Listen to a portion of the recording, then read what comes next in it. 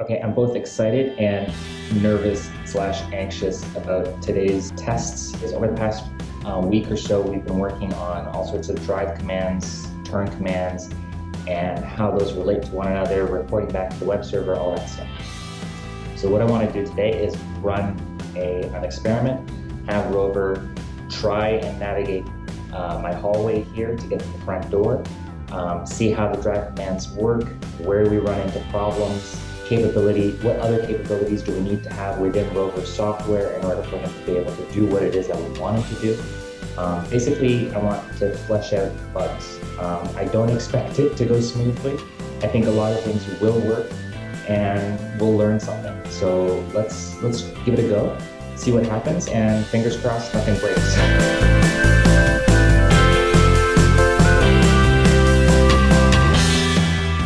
So here we go. This is probably going to be the most extensive testing of ROVer's drive and turn commands that we've done so far. And let me tell you, I've been anxious about doing this stuff because I always expect things to go wrong. But what you can see me doing is basically navigating between the programs and the individual servo commands and drive commands. To start with, we wanted to get ROVer pointed in the direction of the hallway, which we managed to do there, and then drive towards that hallway.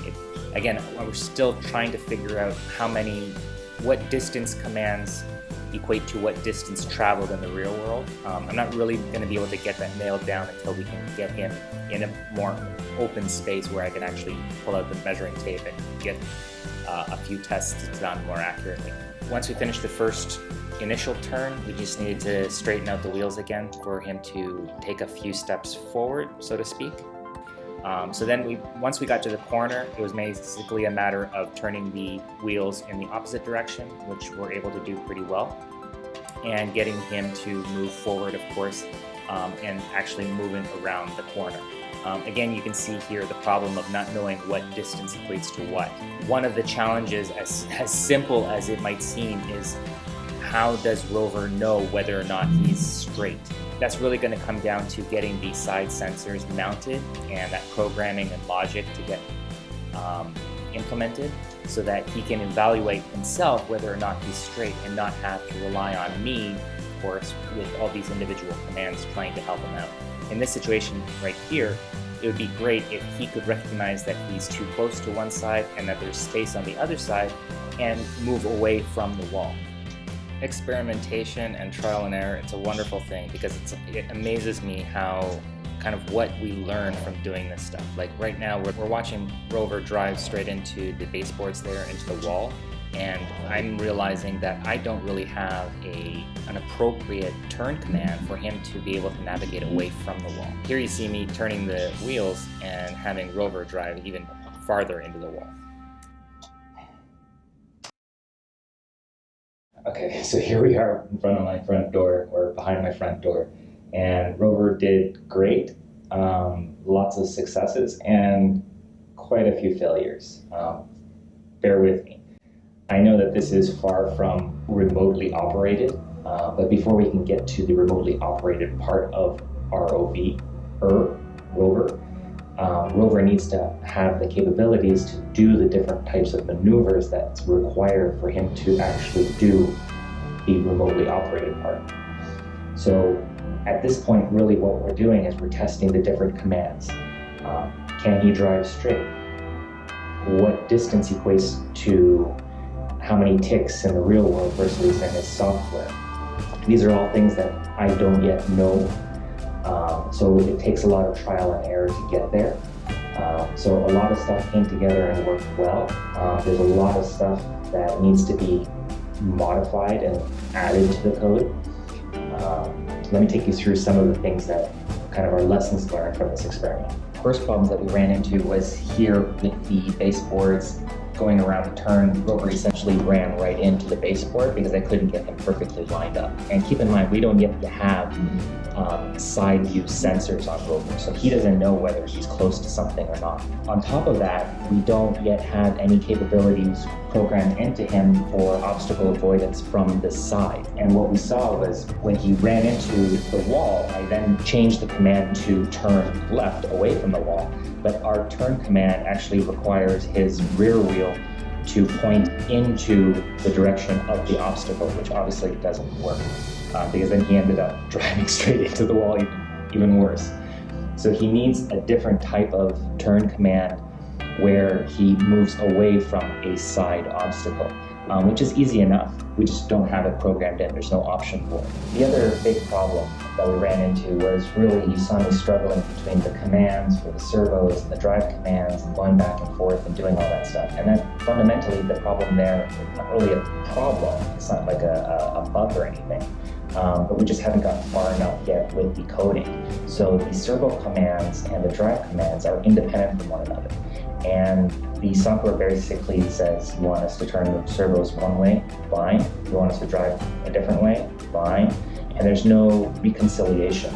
Those two aspects, the control of the servos versus the drive commands and how they relate to one another, needs to be programmed into ROVer. For one, to simplify the way in which we can send commands to ROVer. Say we want him to turn right, we want the servos to turn appropriately and for the drive commands to be set up appropriately. A terrific example of a problem we ran into because of that disconnect between the servos and the drive commands was this situation here. So, for example, he's not perfectly lined up with the doorway. I don't have an option right now programmed in for ROVer to be in this orientation with his wheels, which I would want him to stay in and actually go backwards. So the only option we have in this orientation is for him to turn right, the direction of his wheels. So I don't have an option that says, for example, go backwards, but keep the wheels this way. I should be able to simply say drive forward or drive backwards, and for ROVer to actually adjust the wheels accordingly.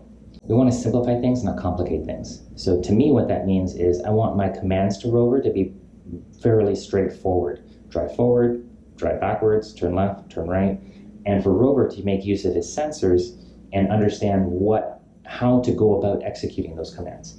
So if I say drive turn right, then he should turn right and adjust his wheels however he needs to in order to accomplish that command. So that's an ideal world, and we're not there yet, but soon.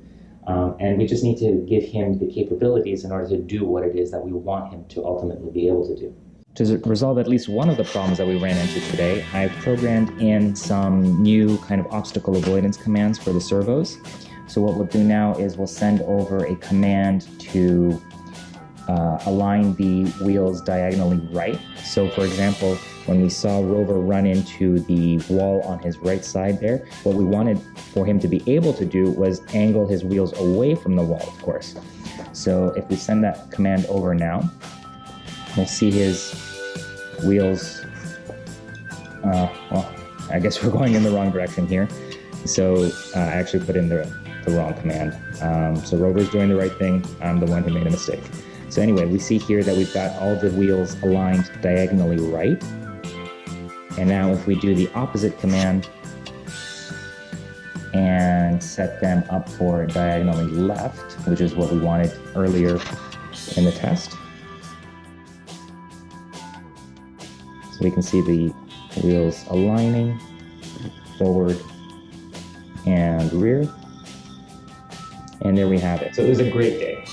We learned a lot, and we've, as you can see, eliminated at least one of the problems that we ran into. So ROVer has a new capability in terms of angling himself away from an obstacle that he runs into on the side. The kind of the to-do lists, the kind of the most urgent to-do list items for me are going to be to implement some side sensors. If we want him to, and I do, to navigate down a hallway like that, he needs to be able to see what's on either of his sides. And of course, there's going to be all sorts of programming to take in those sensor readings as well as to do something with them. So how to actually program in the obstacle avoidance. What is it that we want him to do? Angle away and drive for how long in order to move away from that. So I haven't even begun to think through those problems yet, but it's the next thing to do. And more fundamentally than that, we need to address the issue of the servos and the drive commands being independent from one another. We need to get those working together. It'll simplify the way in which we communicate with ROVer, and it'll get him that much closer to the remote and remotely operated vehicle. Like I said, I'm always anxious when I run those tests because I don't know what's going to work, what's not going to work, what's going to break. Fortunately, nothing broke. I think one of the primary motors made some funny sounds there for a minute, so but everything seems to be okay for now. But subscribe to stay tuned, see what happens next, and give us a thumbs up. Use the comments down below on YouTube or over on ROVer's site, and we'll see you guys next time. Cheers.